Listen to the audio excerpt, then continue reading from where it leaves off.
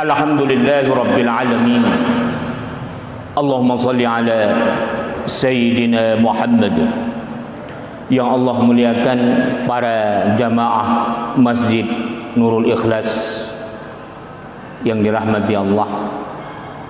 Sebagaimana biasa insyaallah setiap ba'da maghrib malam Sabtu yang keempat, dan insyaallah juga yang kelima bulan ini, sesuai dengan yang diamanahkan kepada saya oleh DKM insyaallah, kita membuka kitab Subulus Salam, syarah daripada Bulughul Maram Imam San'ani. Mari sama-sama kita membacakan ulumul Quran. Lin Nabi Muhammadin sallallahu alaihi wasallam ya Rasulullah wa ala azwajihi wa alihi wa ahli al-bait ajma'in wal awliya wal salihin wal anbiya wal mursalin wal malaikatil muqarrabin ولآبائنا ولأمهاتنا ولجدنا ولجداتنا ولأساتذتنا ولمعلمنا ولمشايخنا ولجميع المسلمين والمسلمات والمؤمنين والمؤمنات الأحياء منهم والأموات، خصوصا لصاحب المؤلف كتاب سبل السلام لسيد Al-Imam Muhammad bin Ismail Al-Kahlani thumma As-San'ani bisyarhin Bulughul Maram min jam'in adillatil ahkam lil Hafiz Shihabuddin Abi Al-Fadl Ahmad bin Ali bin Muhammad bin Hajar Al-Kanani Al-Asqalani Al-Qahiri wa nafa'ana bihima wal muslimina bi ulumihima wa bi ulumin jami'il ulama, amin ya Allah. Ya Allah, ya Tuhan kami, anugerahkanlah keberkahan kepada kami di dalam majelis ilmu ini. Kiranya bermanfaat kepada kami, keluarga, anak maupun keturunan kami. Jauhkanlah kami dari segala malapetaka, bencana, fitnah dunia maupun fitnah akhirat. Jauhkanlah kami dari segala cobaan yang tidak sanggup kami memikulnya. Jauhkanlah kami dari segala kemurkaan-Mu karena kebodohan dan ketidaktahuan kami. Ya Allah, ya Tuhan, anugerahkanlah nikmat kepada kami, anak dan keturunan kami, menjadi imaman lil muttaqin, menjadi pemimpin bagi orang-orang yang bertakwa. Ya Allah, ya Tuhan, jauhkanlah kami, anak dan keluarga kami dari segala gangguan, tipu daya muslihat, baik yang datangnya daripada golongan jin maupun manusia. Ya Allah, anugerahkanlah nikmat kepada kami, anak dan keturunan kami, menjadi imaman lil muttaqin, menjadi pemimpin bagi orang-orang yang bertakwa. Berikanlah keberkahan kepada siapa saja yang telah pernah berbuat baik kepada kami, khususnya mereka ya Allah yang telah membantu perjuangan dakwah kami, dan khusus pula kepada orang-orang yang telah membantu baik moral maupun material terhadap masjid yang kita cintai ini, yaitu Masjid Nurul Ikhlas. Bibarakati al-Fatihah. A'udzu billahi minasyaitonir rajim. Bismillahirrahmanirrahim. Alhamdulillahi rabbil alamin, arrahmanir rahim, maliki yaumiddin. Iyyaka na'budu wa iyyaka nasta'in. Ihdinas siratal mustaqim. Siratal ladzina an'amta 'alaihim ghairil maghdubi 'alaihim waladdallin. Amin. Alhamdulillah. Yang lalu kita masih membaca hadis ya, tentang masalah waktu-waktu salat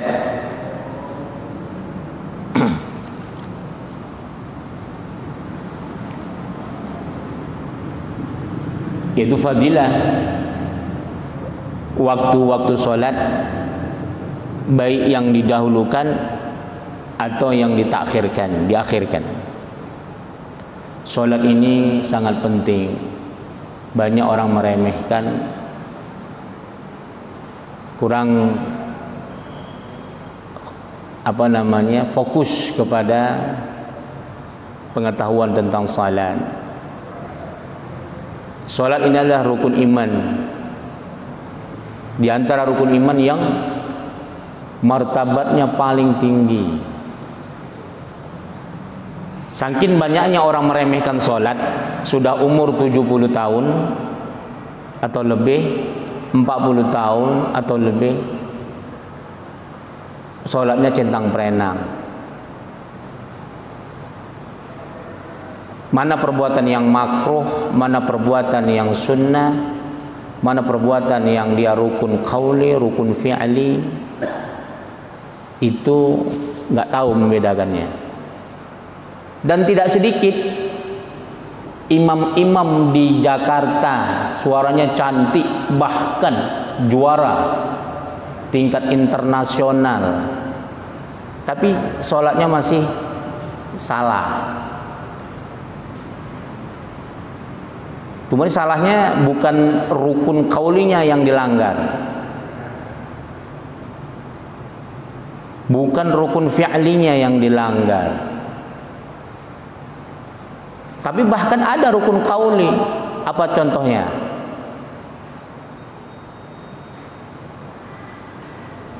Membaca suratul Fatihah itu rukun apa, Pak? Qauli ya. Boleh nggak membaca dalam hati? Nggak sah. Jadi kalau imam sholat zuhur, sholat asar, kalau dia tidak tahu rukun qauli, rusak. Makanya kenapa para ulama itu syarat daripada imam itu mesti faqih, bukan hanya sekedar cantik suaranya.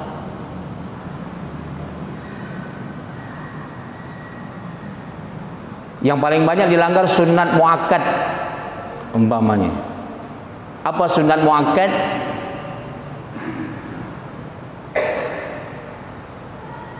Dalam sholat banyak sekali.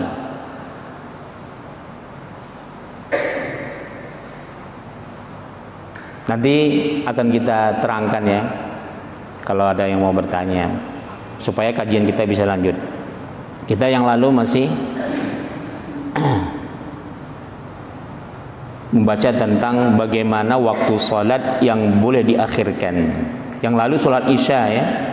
Sholat isya itu kalau sebab sesuatu boleh diakhirkan, kata Rasulullah Sallallahu Alaihi Wasallam. Itu kemarin sudah panjang lebar kita bahas. Sekarang kita masuk hadis yang berikutnya, wa an Rafi' bin Khadij. Tadi sebelum saya sempurnakan ya tentang rukun qauli. Jadi baca suratul Fatihah atau tasyahud itu, Pak, menurut 4 mazhab Ahlus Sunnah wal Jamaah, bahkan di luar Ahlus Sunnah, kita katakan Syiah, tidak sah dibaca dalam hati. Bapak pernah nggak baca Al-Fatihah dalam hati? Pernah nggak? Pastilah ya. Perkara yang sunnah tetap tidak sah baca dalam hati dalam sholat. Cuman bedanya kalau yang sunnah tidak membatalkan sholat. Kecuali Imam Malik ya. Imam Malik boleh membaca ukuran kita membaca rukun qauli itu alal aqal as-sima' al-udunain, dengar telinga. Saya ulang. 4 mazhab Ahlussunnah wal Jamaah, Imam Hanafi, Imam Malik, Imam Syafi'i dan Imam Ahmad bin Hanbal membaca rukun qauli seperti Al-Fatihah atau tasawuf dalam hati batal. Coba paham ya? Jadi jangan menganggap remeh pelajaran sholat. Banyak orang meremehkan pelajaran sholat, gengsi, merasa seolah-olah sholat itu ruku sujud. Itu baru itu. Belum lagi sunat-sunat muakkad yang dilanggar. Sunat-sunat muakkad banyak sekali yang dilanggar. Bagaimana letak tangan ketika sholat? Banyak perhatikan orang sholat masih lewat lutut tangannya. Ini umpamanya lutut tangannya begini, itu makruh. Kemudian ketika dia duduk iftirash, duduk tawaruk, lututnya terangkat. Lututnya terangkat. Jadi kalau begini, Pak, lututnya terangkat. Nggak menyentuh semen. Coba perhatikan.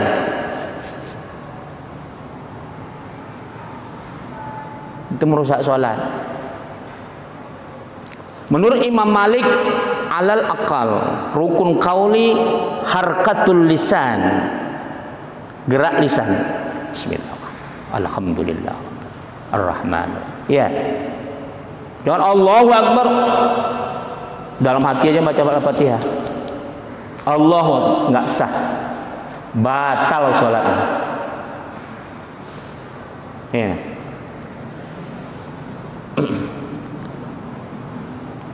Oke, kita itu nanti silakan kalau ada yang kurang paham bisa ditanya. Kita masuk menyambung hadis yang lalu ya.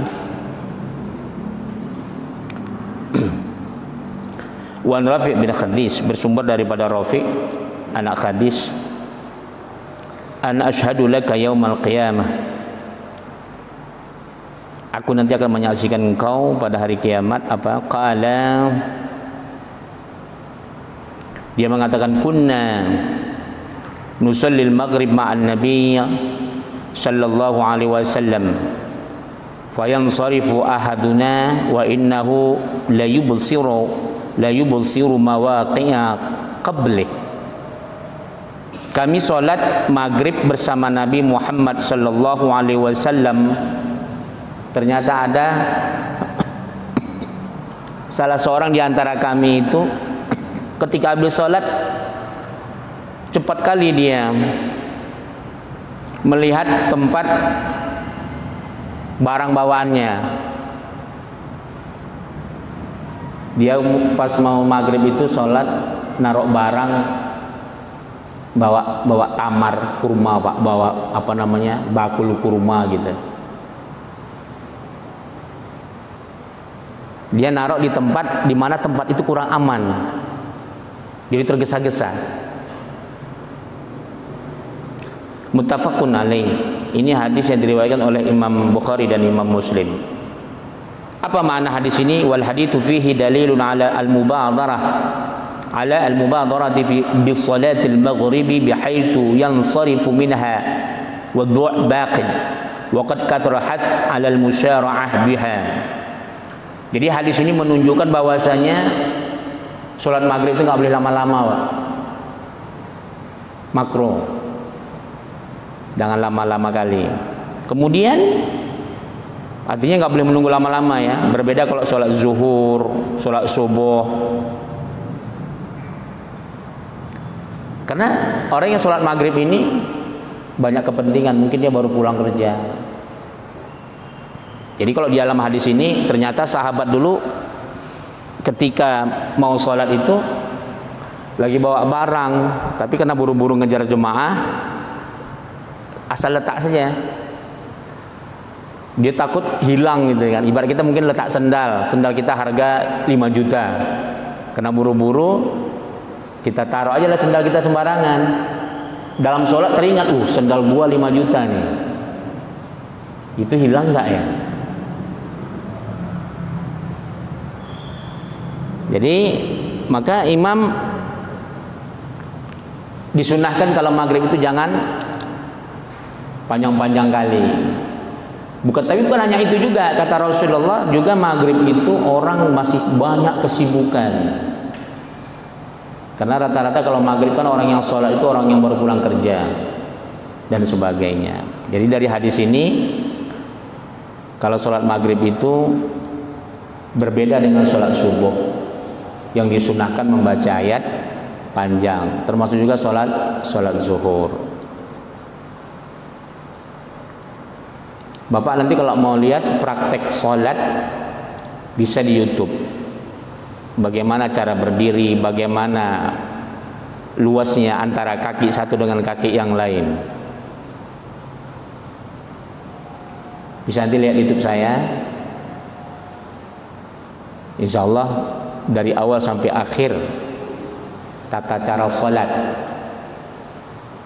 menurut jumhur ulama ya. Artinya kita mengambil kaul yang kuat di antara 4 mazhab Ahlussunnah wal Jamaah. Tujuannya apa? Biar tahu kita bagaimana tata cara sholat yang paling banyak diamalkan oleh para sahabat tabi'in. Memang dalam sholat itu banyak khilafiyah, tapi di antara yang perbedaan pendapat itu ada yang lebih kuat. Nah, gitu ya.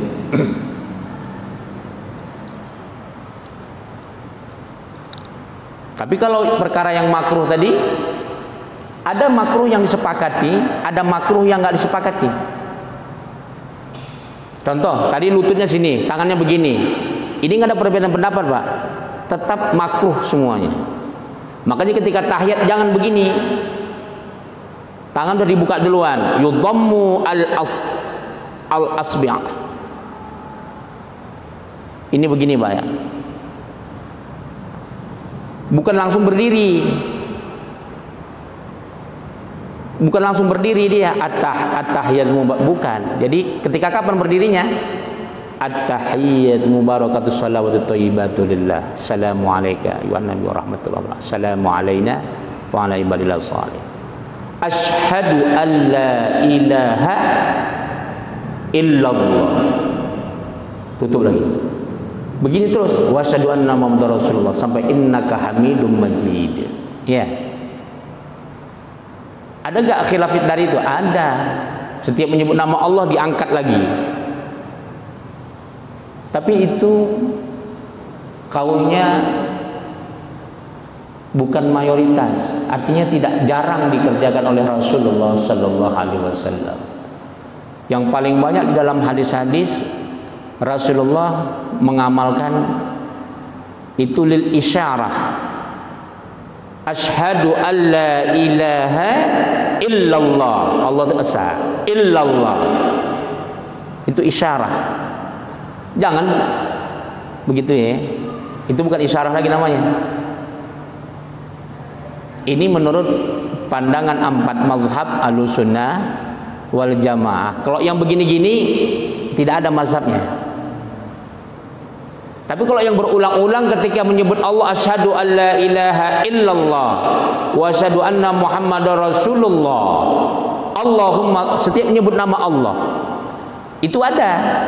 Tapi itu tidak kuat. Yang kuat apa? Asyhadu an la ilaha illallah. Sekali saja. Tangan jangan lewat lutut. Ya. Ini tangan harus dia pas dengan lutut. Jangan juga terlalu di belakang lutut. Udah pernah praktik sholat, Pak? Belum? Ketika berdiri, kaki harus menghadap kiblat jari-jarinya. Jangan begini kakinya. Satu ngadap Pasar Rebo, satu ngadap Ciracas. Begitu juga ketika sujud, tangan pun ikut sujud. Yang sujud bukan hanya kening. Sujud tangan jangan begini. Satu ke Pasar Rebo, satu ke Ciracas atau ke Bogor. Begini. Boleh di yudham, digenggam boleh juga dijarangkan. Yang penting jari-jarinya ngadap kiblat, ya. Jari-jari ngadap kiblat. Belum lagi nanti rukunya. Jarak antara kaki ke kaki yang satu, kaki kanan kaki kiri, berapa jaraknya? Menurut Imam Syafi'i 1 jengkal. Menurut Imam Hanafi 4 jari. Menurut Imam Malik dan Ahmad bin Hanbal tidak boleh terlalu panjang, tidak boleh terlalu, nggak boleh rapat, dan nggak boleh lengket, nggak boleh lengket sama kaki, dan nggak boleh lengket kaki dengan kaki yang lain. Sepakat. Semua ulama mazhab sepakat. Mengutip daripada hadis Rasulullah Sallallahu Alaihi Wasallam. Jadi kaki itu tidak boleh lengket, nggak boleh rapat, nggak boleh lengket.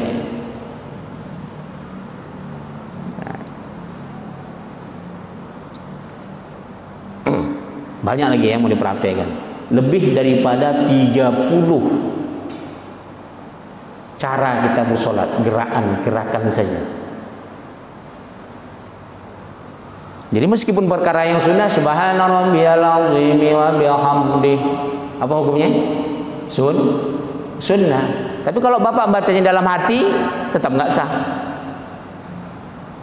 Beda kita zikir di dalam sholat dengan di luar sholat. Jadi kalau saya sebutkan ulama mazhab, jangan sampai nanti dia dianggap itu pendapat ulama, bukan. Kalau sudah saya sebut 4 mazhab, artinya menurut Quran dan Sunnah.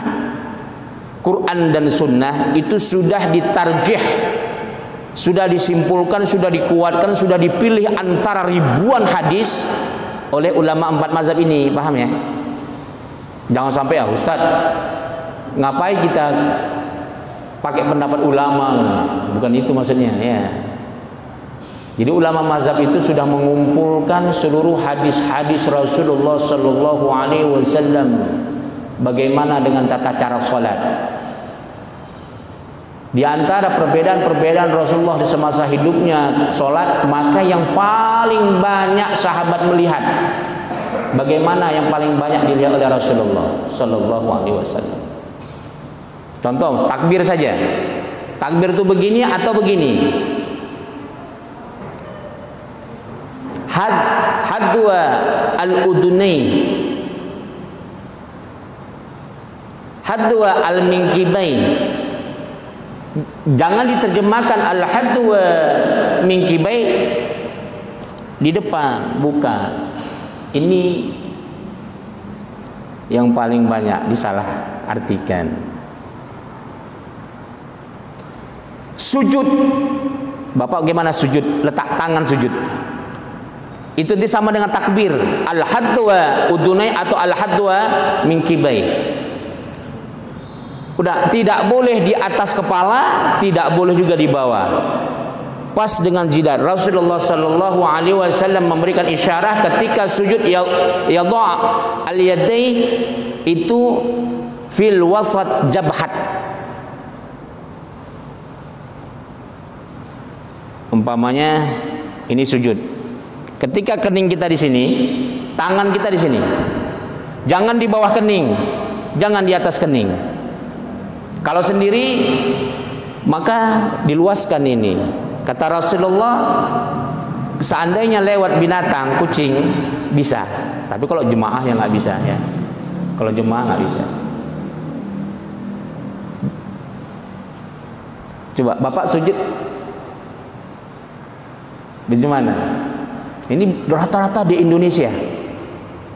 Rata-rata di Indonesia sujud tangan di bawah jidat. Ya.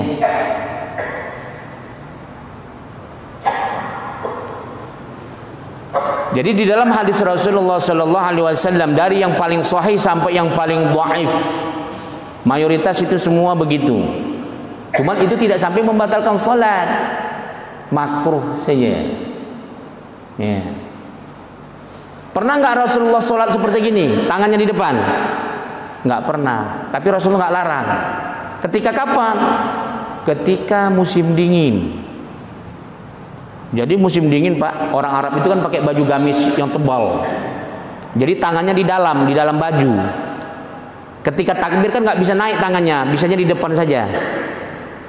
Karena di dalam baju. Ketika musim dingin. Allahu Akbar. Tapi Rasulullah nggak larang. Tapi Rasulullah Sallallahu Alaihi Wasallam di dalam hadis-hadisnya setiap sholat tidak pernah tangannya begini, tetap haddu al-udunain dekat telinga atau al-haddu minkibai pundak.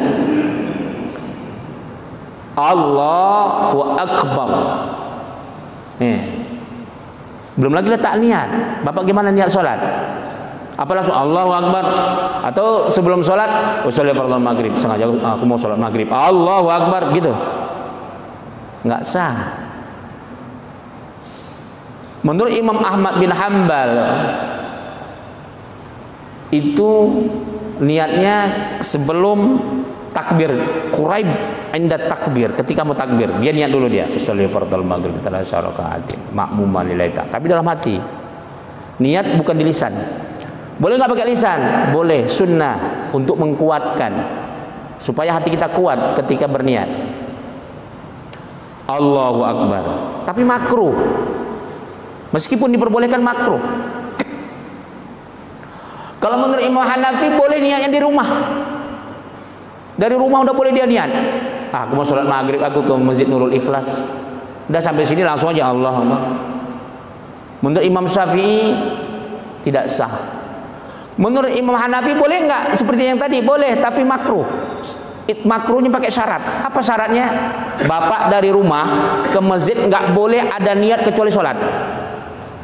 Kalau sampai di tengah jalan bapak niat, nanti aku mau ke pasar Rebola,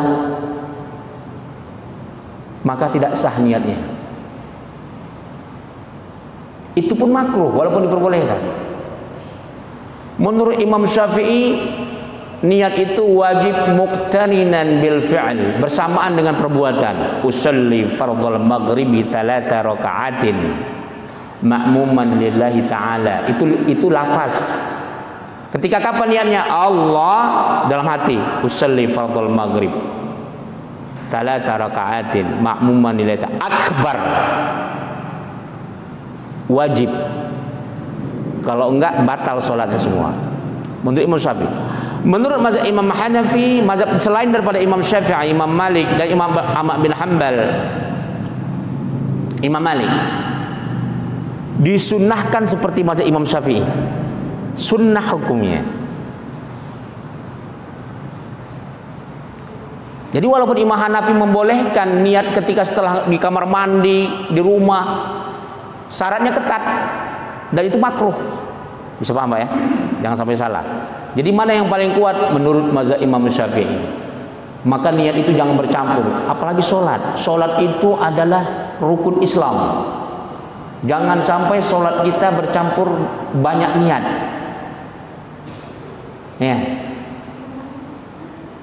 Makanya ketika takbir Allah sholli fardhal maghrib ma'muman akbar, boleh gitu aja. Rukun niat itu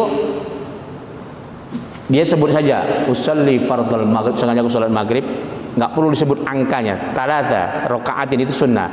Kalau mau cepat, itu pentingnya kita mengkaji kitab hadis tentang sholat itu banyak. Makanya penting kita membaca kitab perbandingan mazhab supaya tahu mana dia hadis-hadis yang kuat, mana yang lemah, mana dia yang paling banyak diamalkan oleh Rasulullah Sallallahu Alaihi Wasallam, mana yang tidak pernah diamalkan. Sebagaimana takbir tadi ya, sebagaimana takbir tadi. Jadi,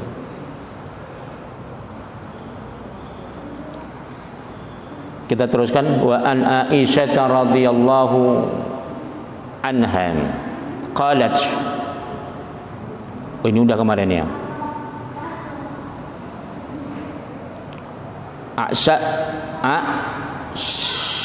Sadtum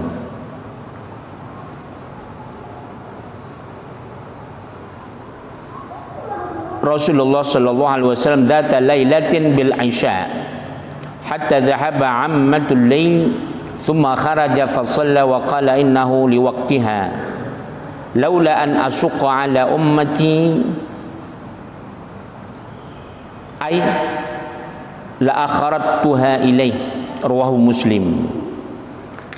Maka hadis ini ternyata Rasulullah Shallallahu Alaihi Wasallam pernah melakukan sholat di tengah malam, sholat isya,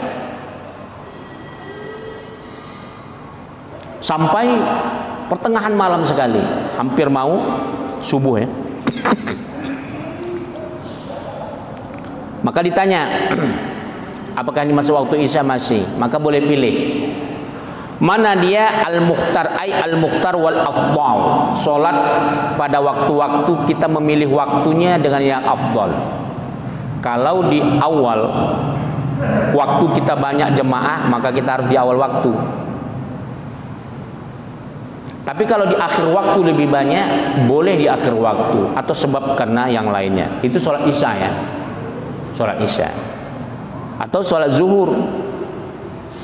Jadi ini sudah kita jabarkan panjang luas, panjang lebar tentang masalah al-wujubul mudayya', al-wujubul muwassa', wajib yang al-waqtul mudayya' dengan waqtul muwassa', waktu yang sempit dan waktu yang luas. Dalam kaidah usul fikih dan itu bersumber daripada hadis Rasulullah sallallahu alaihi wasallam, ya, sebagaimana yang telah kita baca yang lalu, ya, hadis yang kelima. Maka apa kata Rasulullah? Laula an asukka ala ummati, kalaulah tak memberatkan umatku, la amartuhum, akan kuperintahkan mereka as-salatul isya fi akhir waktu, salat isya di akhir waktu. Tapi kan berat. Kenapa? Karena orang udah ngantuk tidur. Itu pun kalau jemaahnya banyak. Kalau jemaahnya nggak banyak, ya sebaiknya kita di awal waktu, baik. Nah itu dia. Ini pentingnya kita mempelajari fikih ini supaya jangan monoton. Ketika orang lemah fikih, seolah-olah panggilan azan itu harga mati. Dia tidak tahu di mana itu waktu salat yang afdal, yang mukhtar. Ya, boleh kita milih, boleh kita cari yang lebih afdalnya. Contoh, seandainya pas azan isya jemaah cuma satu shaf, tapi ternyata saat kita tahu apabila kita tunggu sampai tengah malam sampai ada 10-20 shaf, mana lebih baik? Kalau menurut Rasulullah sallallahu alaihi wasallam, sebagaimana hadis yang diriwayatkan oleh Imam Bukhari dan Imam Muslim, maka yang di akhir waktu yang banyak shafnya, yang banyak jemaahnya itu lebih baik. Nah itu dia.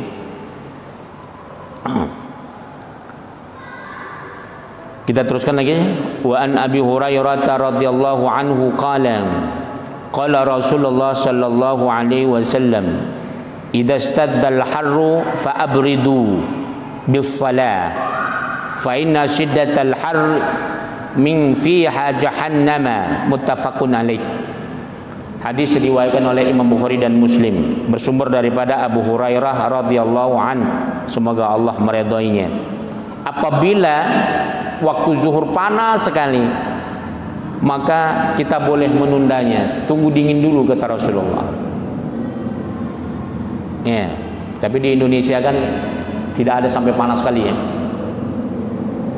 Ini bukan hanya masalah cuaca panas, boleh jadi bapak mungkin baru bangun tidur azan, bapak punya jantung, bapak punya penyakit, tunggu dulu penyakitnya reda. Jangan ketika lagi kumat penyakitnya dipaksain ke masjid, lupa bawa obat, jadi imam, kumat jantungnya, mau ngambil obat ke rumah nggak sempat, akhirnya mati dalam sholat. Ya, pernah nggak lihat orang meninggal ketika jadi imam? Makanya dari hadis ini Rasulullah mengingatkan kita jangan tergesa-gesa. Sedangkan cuaca yang panas saja suruh kita mencari waktu dingin dulu. Maka ketika bangun subuh, kumat jantung kita, jangan tergesa-gesa. Coba ditenangkan dulu badan kita. Kira-kira jantung kita enak enggak? Kalau kurang enak, bawa obatnya. Karena ada obat yang main nisab itu kan, kalau kumat. Makanya banyak orang tergesa-gesa, lupa bawa obat. Sampai di masjid, karena jauh rumah, udah dipaksain. Mau pulang malas. Ketika kumat jantungnya, ya udah dipaksakan sholat. Bab jatuh mati. Ya, ya mudah-mudahan husnul khatimah. Mudah-mudahan husnul khatimah. Artinya jangan tergesa-gesa. Perhitungan. Kalau makanya saya pernah membawa murid saya yang pernah sakit jantung, yang seharusnya dia bahkan ada yang sudah dipasang ring. Itu saya tanya selalu, bawa obat enggak? Kalau enggak, saya enggak mau bawa. Takut nanti tiba-tiba saya bawa naik motor setengah jalan udah enggak ada nyawanya. Karena gini Pak, saya kan tiap malam minggu ngajar, hampir setiap hari ngajar. Itu murid saya ada yang sering ikut. Pernah ngaji seperti ini Pak, pada maghrib gini, saya heran. Kenapa murid saya itu hilang? Udah tua, umurnya sudah di atas 65. Kenapa hilang? Rupanya nyari jemaah lain, minjem motor ke rumah mau ngambil obat, lupa bawa, jantung kumat. Dia tahan napas, pelan-pelan tahan napas. Ketika sudah agak tenang baru dia pulang. Untung ada orang yang bisa bawa naik motor, kalau nggak ada. Sementara dari rumah ke masjid jauh. Makanya setiap saya bawa, saya ingatkan, udah bawa obat enggak gitu. Karena bisa tiba-tiba, jantung itu bisa tiba-tiba, Pak. Iya kan? Kita nggak bisa tahu kapan apanya, kumatnya. Fa inna syiddatal harmin fiha jahannam, kata Rasulullah, panasnya terik itu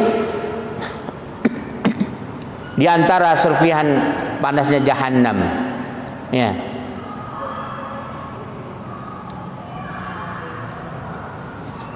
Jadi artinya kita jangan menyiksa diri.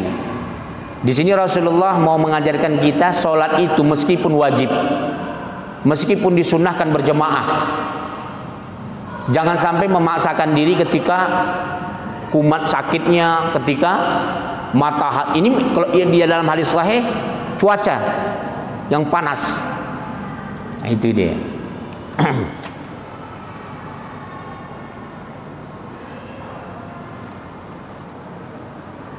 Kita teruskan.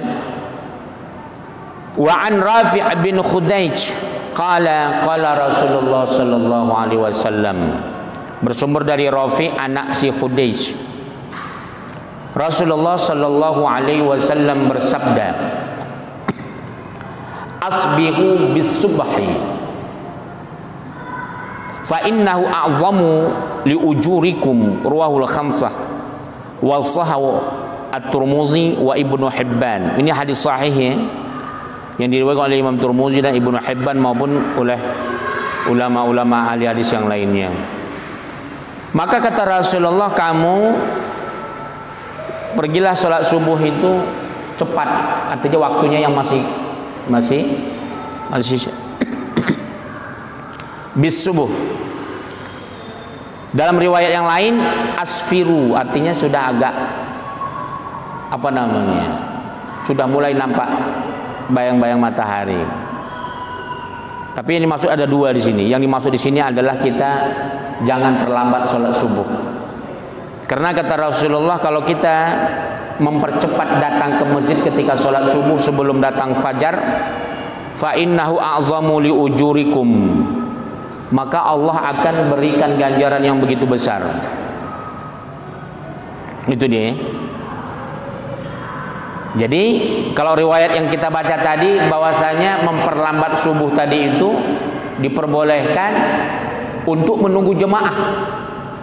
Kalau nggak menunggu jemaah tidak boleh. Makanya Rasulullah dalam hadis lain disebutkan annau sallallahu alaihi wasallam asfaru bis subhi marratan. Hanya sekali Rasulullah pernah memperlambat sholat subuh sampai waktunya tadi itu hampir ini ya, hampir nampak bayang-bayang kekuning-kuningan. Artinya sudah mulai habis subuh karena menunggu jemaah. Hanya sekali. Tsumma kanat sholatuhu ba'da bighalasin hatta mata. Setelah itu Rasulullah nggak pernah lakukan lagi. Sampai meninggal dunia Rasulullah sholat itu bighalasin, waktunya masih gelap. Artinya Rasulullah datang itu sebelum fajar, baru setelah fajar sholat subuh. Jangan sampai telat. Jadi afdal, jangan sampai kita meninggalkan sholat sunat fajar. Ya, sholat sunat fajar, sholat tahajud, sholat witir, itu sholat yang jangan ditinggalkan kalau bisa. Karena itu sholat wajib bagi Rasulullah Sallallahu Alaihi Wasallam. Kalau mau tinggi martabat kita, mau mudah sakratul maut, supaya kita dilindungi Allah, tauhid kita tidak melenceng, jangan tinggalkan sholat-sholat sunnah, terutama sholat yang 3 tadi, baru sholat rawatib. Sholat rawatib, sholat sebelum sholat yang mengiringi daripada sholat wajib, qobliyah atau ba'diyah. Baru yang di atas itu yang lebih kuat apa? Sholat tahajud, meskipun 2 rakaat. Kemudian sholat sunat witir. Kemudian sholat sunat fajar. Jadi sholat sunat fajar itu kata Rasulullah, afdhalu minad dunya wa ma fiha. Orang yang melakukan rakaatain sholat fajar itu lebih baik daripada dunia dan seisinya. Subhanallah, luar biasa. Jadi harus sabar kita. Jadi seberat apapun problem hidup kita, kalau kita sering sholat sunat, insya Allah Allah akan lindungi kita, Allah akan pelihara kita, Allah akan memberikan jalan keluar. Silakan Pak, ada pertanyaan? Ini kita udah Isya belum?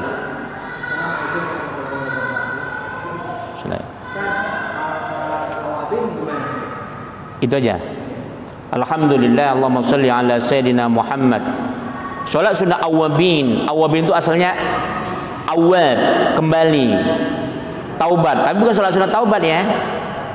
Bukan sholat sunat taubat. Artinya itu sholat sunat orang yang dia sadar terhadap dirinya banyak dosa. Dilakukan antara maghrib dengan isya. Tapi di hukumnya apa? Sunnah saja, bukan muakkad, tidak kuat. Kenapa disebut awabin? Orang yang kembali, arti kembali situ adalah orang yang mau tobat. Karena antara maghrib dengan isya banyak orang sibuk dengan makan di rumah, istirahat di rumah. Makanya Rasulullah Shallallahu Alaihi Wasallam, barang siapa yang dia nggak ada pekerjaannya antara maghrib dengan isya, disunnahkan sholat awabin. 2 rakaat sholat awabin fadilahnya sama dengan 4 rakaat.